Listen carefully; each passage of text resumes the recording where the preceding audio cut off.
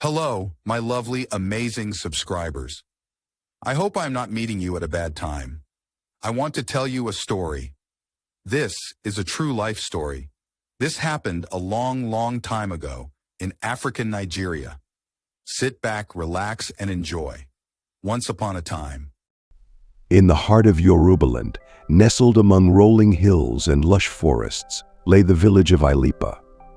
It was a place where tradition ran as deep as the roots of the ancient Aroko trees that stood sentinel at the village borders.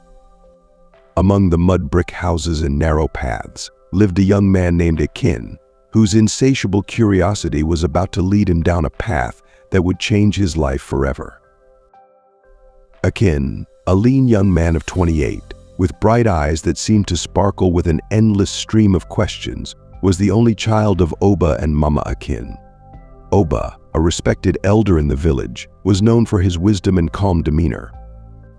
Mama Akin, on the other hand, was a force of nature, her loud laughter and no-nonsense attitude making her a favorite among the village women. On this particular morning, as the sun began to peek over the horizon, painting the sky in hues of orange and pink, Akin was already awake. He sat on a low stool outside his family's compound, watching as the village slowly came to life.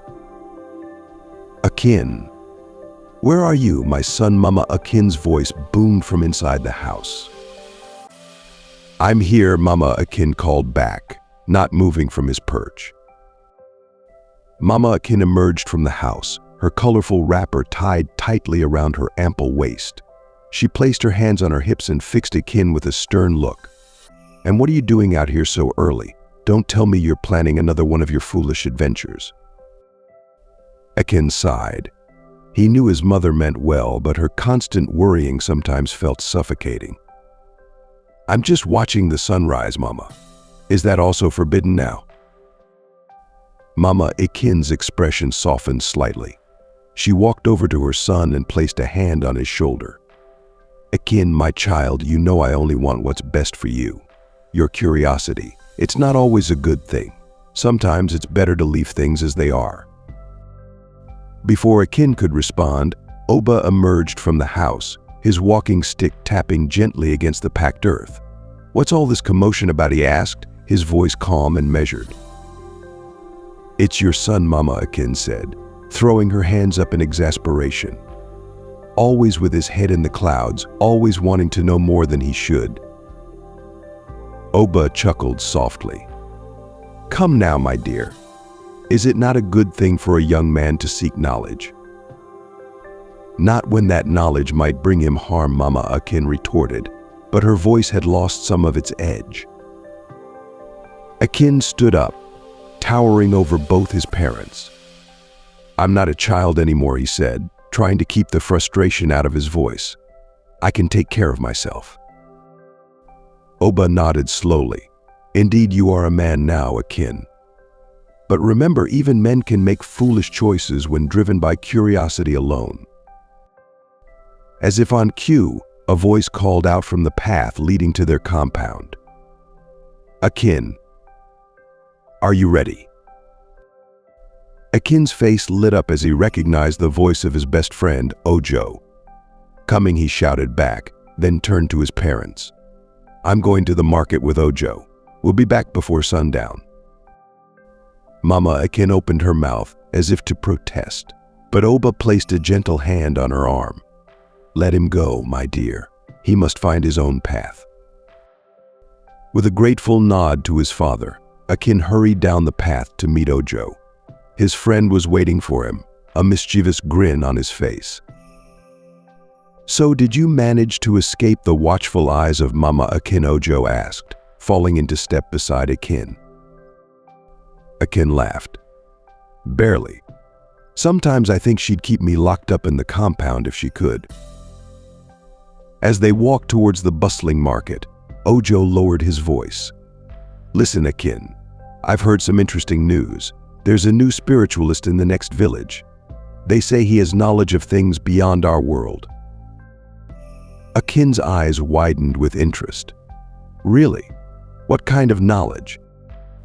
Ojo shrugged. I'm not sure. But people are saying he can see things others can't. Some even claim he can communicate with the spirits of the forest. This was exactly the kind of thing that set Akin's mind racing. Despite the warnings of his parents, he couldn't help but be drawn to the mysterious and the unknown. "We should go see him," Akin said, his voice filled with excitement. Ojo hesitated. "I don't know, Akin. Remember what happened last time we went chasing after rumors? We nearly got ourselves killed in that old cave." Akin waved his hand dismissively. "This is different.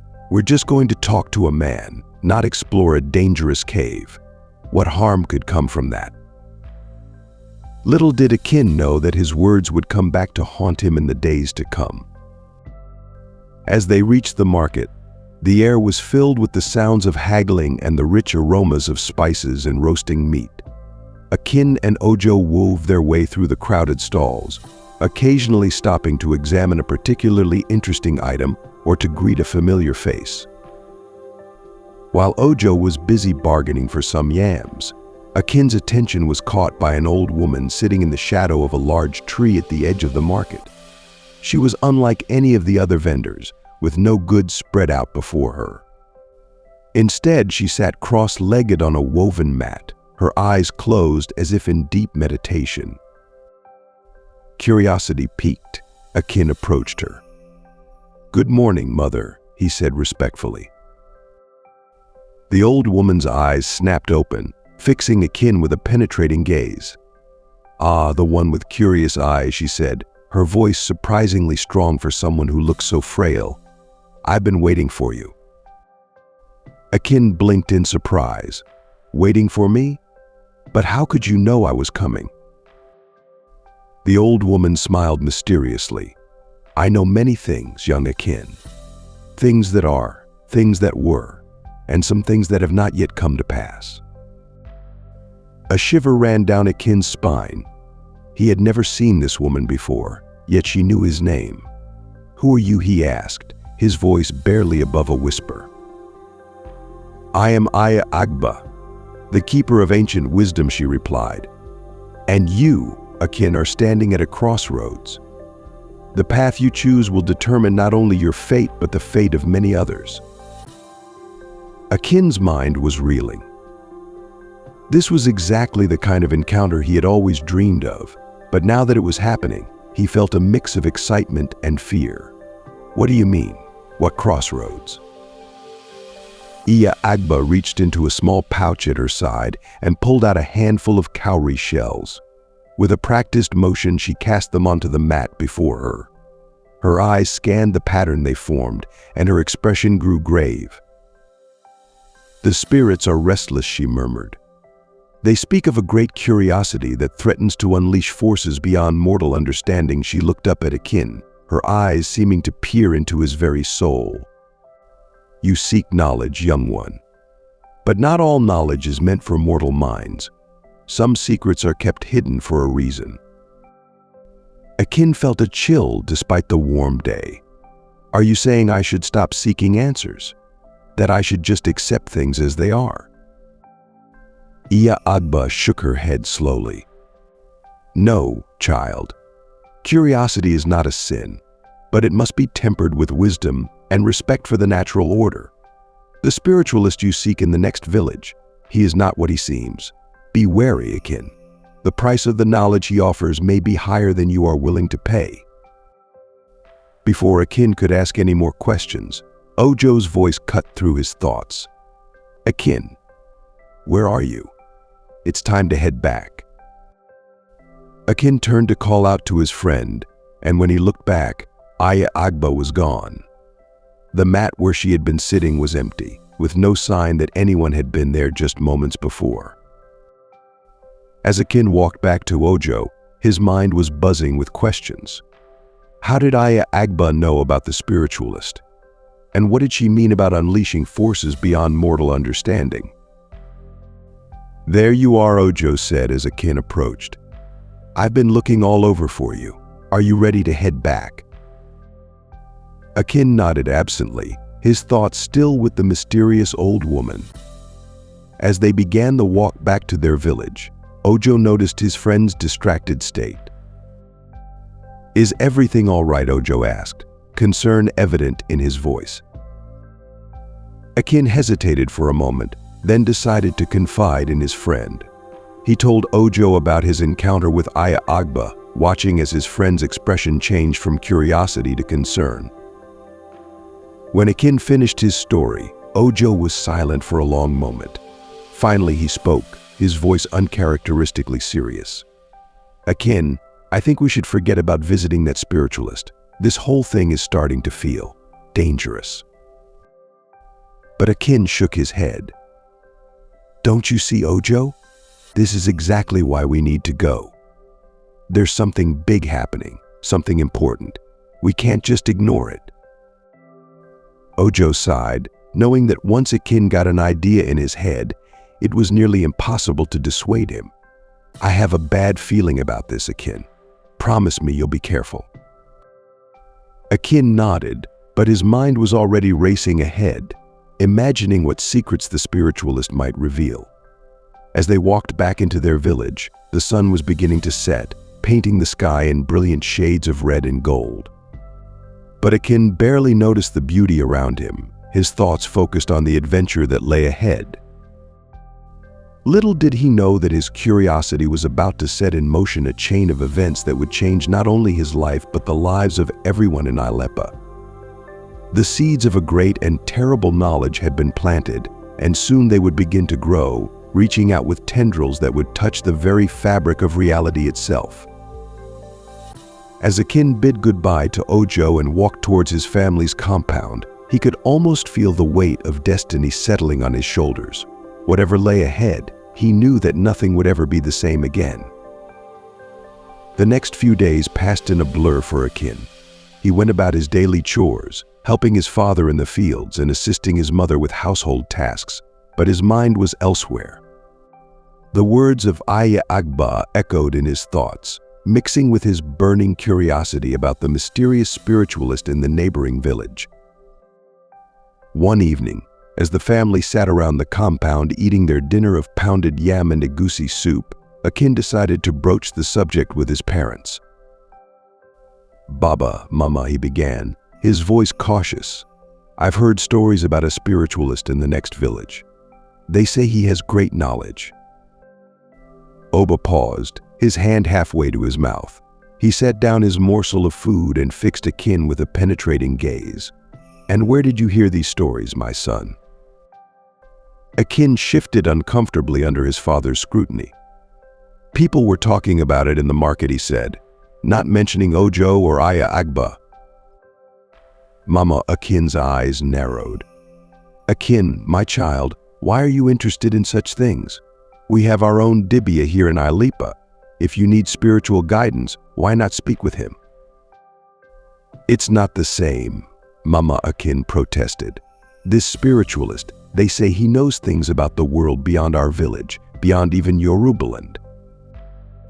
Oba sighed heavily, exchanging a worried glance with his wife. "Akin, there are some kinds of knowledge that are dangerous.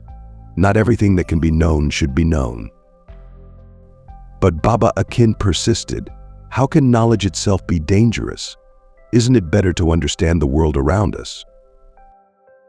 Oba was quiet for a long moment, stroking his chin thoughtfully. Finally, he spoke, his voice low and serious. "Let me tell you a story, my son.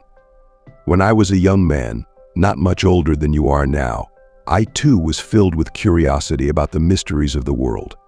There was an old man who lived at the edge of our village, a recluse who people said had great spiritual power." Akin leaned forward, intrigued. His father rarely spoke of his youth. "One day," Oba continued, "I gathered my courage and went to visit this old man. I begged him to share his knowledge with me. At first he refused, but I was persistent. Finally, he agreed to teach me, but he warned me that the knowledge came with a price." "What happened?" Akin asked, his food forgotten. Oba's eyes grew distant, as if seeing something far away. "He showed me things, Akin, things that no mortal eyes were meant to see. I saw the spirits that dwell in the forests and rivers. I heard the whispers of the ancestors. For a time, I thought I had gained great power. But then Oba's voice dropped to almost a whisper. I began to see things I didn't want to see. The spirits followed me, haunting my dreams. I could hear the cries of the unborn and the laments of the dead. It nearly drove me mad. Mama Akin reached out and took her husband's hand, her eyes filled with concern. "How did you make it stop?" Baba Akin asked, his voice hushed. Oba shook his head slowly. "It took many rituals and sacrifices to close the door I had opened. Even now, sometimes I still hear whispers in the wind that others cannot hear. That is why I caution you, my son. Some knowledge comes at too high a price." A heavy silence fell over the family. Akin's mind was reeling. He had never heard this story before, never known this side of his father. Part of him was terrified by the tale, but another part, a part he was almost ashamed to admit, was even more intrigued. "I understand," Baba Akin said finally. "Thank you for sharing your story with me."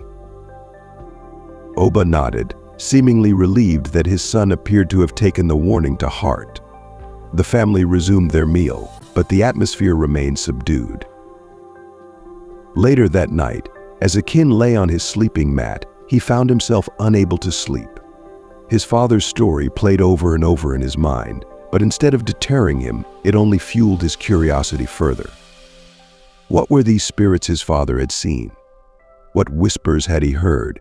And most importantly, could Akin learn to control this knowledge in a way his father couldn't? As the first light of dawn began to creep through the cracks in the walls, Akin made a decision. He would visit the spiritualist, but he would be cautious. He would learn what he could without putting himself in danger. With this resolution, he finally drifted off into a fitful sleep. The next day, Akin sought out Ojo. He found his friend at the village square, engaged in a game of I.O. with some other young men. "Ojo," Akin called, "can I speak with you for a moment?" Ojo looked up, saw the serious expression on Akin's face, and nodded. He excused himself from the game and walked over to where Akin was standing. "What is it, my friend?" Ojo asked, concern evident in his voice. Akin took a deep breath. "I've decided to visit the spiritualist in the next village. Will you come with me?" Ojo's eyes widened in surprise. "Are you sure about this, Akin? After what that old woman in the market said, it seems like all the signs are telling you to stay away." "I know," Akin admitted, "but I can't shake this feeling that there's something important I need to learn. I promise I'll be careful. I don't want to go alone." Ojo was silent for a long moment, clearly torn between his loyalty to his friend and his own misgivings. Finally, he sighed. "All right, I'll go with you. But at the first sign of danger, we leave." "Agreed." Akin nodded, relief washing over him. "Agreed. Thank you, Ojo. You're a true friend." They made plans to leave early the next morning, before the village awoke. As Akin walked back to his compound, he felt a mix of excitement and apprehension. He was finally going to get some answers, but at what cost? That night, Akin's dreams were troubled. He saw shadowy figures moving at the edge of his vision, heard whispers in a language he couldn't understand.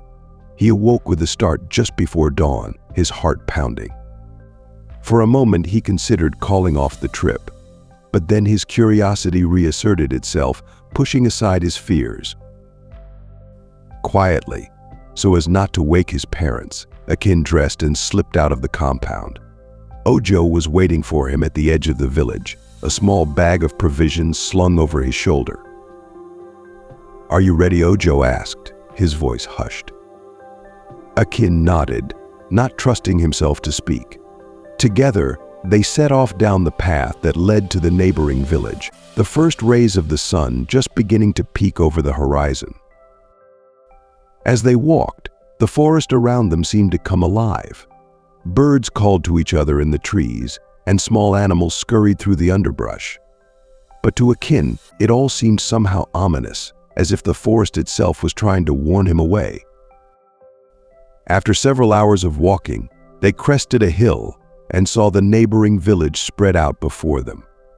It looked much like their own village, with its clusters of mud brick houses and winding paths. But there was something different about it, an air of tension that Akin couldn't quite put his finger on. "Do you know where this spiritualist lives?" Ojo asked as they entered the village. Akin shook his head. "No, but in a village this size, someone must know." They approached an old woman who was sweeping the ground in front of her compound. "Excuse me," Mother Akin said politely, "we're looking for the spiritualist. Can you tell us where to find him?" The old woman's hand tightened on her broom, and she gave them a wary look. "Why do you seek him?" she asked, her voice quivering slightly. We've heard he has great knowledge," Akin said, trying to keep his voice steady. "We've come to learn from him." The old woman's eyes narrowed. "Knowledge comes with a price, young one. Are you sure you're willing to pay for it?" Before Akin could respond, the woman pointed with a gnarled finger towards the outskirts of the village. "You'll find him there, in the house with the red door. But be warned, those who enter don't always come out the same." With that ominous statement, she turned her back on them and resumed her sweeping. Akin and Ojo exchanged worried glances. "We can still turn back," Ojo said quietly. But Akin shook his head. They had come too far to turn back now. With determined steps, he started walking in the direction the old woman had indicated, Ojo following reluctantly behind. As they approached the house with the red door, Akin felt a strange sensation, as if the air around them was charged with an invisible energy. The house itself was unremarkable, a simple mud brick structure like any other in the village. But the red door seemed to pulse with an inner light, drawing Akin towards it like a moth to a flame. Taking a deep breath to steady himself, Akin raised his hand and knocked on the door. For a long moment there was silence. Then, just as Akin was about to knock again, the door swung open of its own accord. A voice drifted out from the darkness within. "Enter, seekers of knowledge. I have been expecting you." Akin hesitated for just a moment, then stepped over the threshold, Ojo close behind him. As they entered, the door swung shut behind them with a soft thud. They found themselves in a dimly lit room, the air heavy with the scent of herbs and incense. At the far end of the room, seated on a low stool, was a figure shrouded in shadows. "Welcome," Akin, the figure said, its voice neither male nor female. "I have been waiting for you." Akin felt a chill run down his spine. How did the spiritualist know his name, and what secrets were about to be revealed? As he opened his mouth to speak, he couldn't shake the feeling that he was about to cross a threshold from which there would be no return. The air in the spiritualist's house seemed to thicken, pressing against Akin and Ojo like an invisible weight. The shadowy figure at the far end of the room remained motionless, its features hidden in the dim light. How do you know my name?" Akin asked, his voice barely above a whisper. A soft chuckle emanated from the shadows. "I know many things, young Akin. The spirits whisper to me, telling me of those who seek knowledge beyond their understanding." Ojo shifted uncomfortably beside Akin. "Maybe we should go," he murmured, but Akin shook his head slightly. "Please," Akin said, taking a step forward, "I've come to learn. I want to understand the mysteries of the world." The figure leaned forward, and for the first time, Akin could make out its features. It was an old man, his face deeply lined and his eyes a startling shade of white, as if covered by a milky film. Despite this, Akin had the unsettling feeling that the old man could see right through him. "Knowledge comes at a price, young one," the spiritualist said, his voice low and gravelly. Are you prepared to pay for it? Akin hesitated for a moment, his father's warning echoing in his mind. But his curiosity won out. Yes, he said firmly, I am prepared. The old man nodded slowly. Very well. But remember, once the door is opened, it cannot easily be closed. He turned his sightless gaze to Ojo. And you, friend of Akin, do you also seek this knowledge? Ojo swallowed hard. I'm just here to support my friend, he stammered. The spiritualist smiled, a knowing look crossing his face. Sometimes the seeker's path affects even those who do not wish to tread it. He gestured to two low stools near him. Sit, both of you. We have much to discuss. As Akin and Ojo settled onto the stools, the old man reached for a small clay pot beside him. He removed the lid, releasing a pungent aroma that made Akin's head swim. First, the spiritualist said, you must open your minds to the unseen world. Breathe deeply of this incense. It will help you perceive what is usually hidden from mortal eyes. Akin leaned forward eagerly, inhaling the sweet, heavy smoke. Beside him, Ojo did the same, though with obvious reluctance. As the smoke filled his lungs, Akin felt a strange sensation wash over him. The room seemed to shift and waver, as if he was looking at it through rippling water. He blinked, trying to clear his vision, but the effect only intensified. What's happening? He asked, his words slurring slightly. The spiritualist's voice seemed to come from far away. You are beginning to see, young Akin. The veil between worlds is thinning.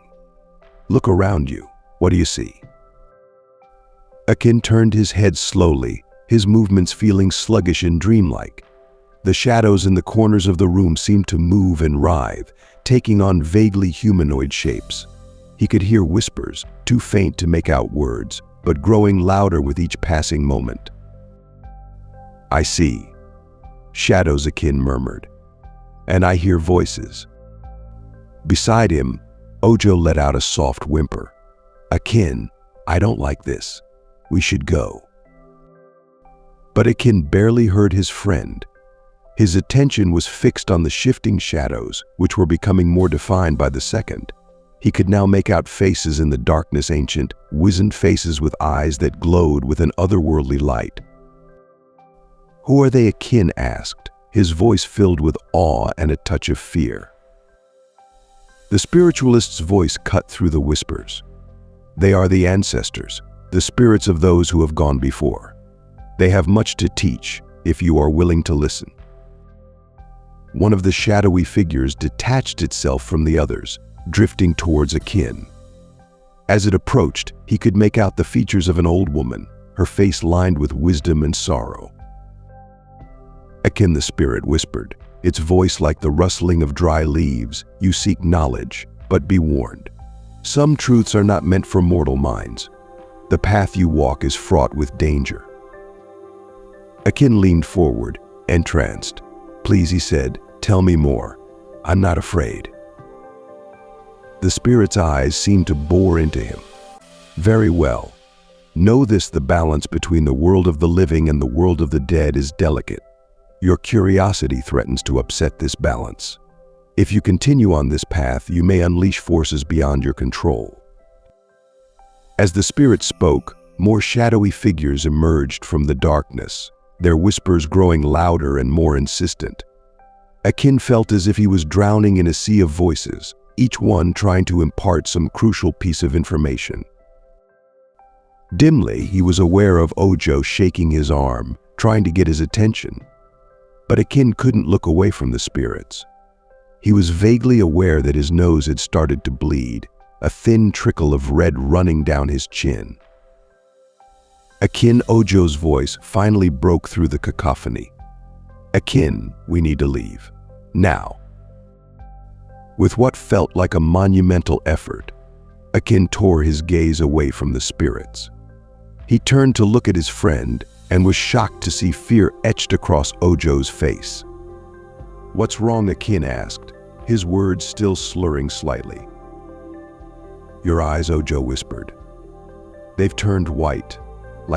He gestured towards the spiritualist, who sat watching the scene with an unreadable expression. Akin blinked, trying to clear his vision. The room spun around him, the whispers of the spirits still echoing in his ears. He felt as if he was balancing on the edge of a great precipice, one foot in the world of the living and one in the realm of the dead. I think we should go," Akin said finally, the words feeling heavy in his mouth.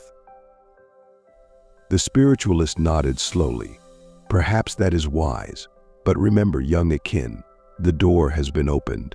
You cannot simply forget what you have seen and heard here today." As if in a dream, Akin felt Ojo helping him to his feet. The shadows receded, the spirits fading back into the darkness. But their whispers lingered, a constant susurration at the edges of Akin's consciousness. They stumbled out of the house, the bright sunlight outside feeling harsh and unreal after the dimness of the spiritualist's dwelling. Akin's head was pounding, and he could still taste blood in his mouth. "What happened in there?" Ojo asked as they made their way slowly back towards their village. "You looked like you were in a trance, and your eyes." Akin shook his head, trying to clear it. "I saw them, Ojo. The spirits of the ancestors. They spoke to me, warned me about upsetting the balance." Ojo looked at his friend with concern. "Maybe your father was right, Akin. Maybe some knowledge is too dangerous." But even as he nodded in agreement, Akin couldn't shake the feeling that he had glimpsed something profound, something that he couldn't simply walk away from. The whispers of the spirits still echoed in his mind, hinting at secrets yet to be uncovered. As they approached their village, Akin made a decision. He wouldn't tell his parents about what had happened, at least, not yet. He needed time to process what he had experienced, to understand the warnings he had been given. Little did he know that the events set in motion that day would soon spiral beyond his control, threatening not just his own life, but the very fabric of reality itself. Write the word "continue" in the comment section if you want the next part, and please subscribe to our YouTube channel. Thank you for watching this video. I hope you enjoyed watching. Kindly click the subscribe button, like, comment, and share this video. Watch out for more intriguing and eye-catching videos from your favorite YouTube channel.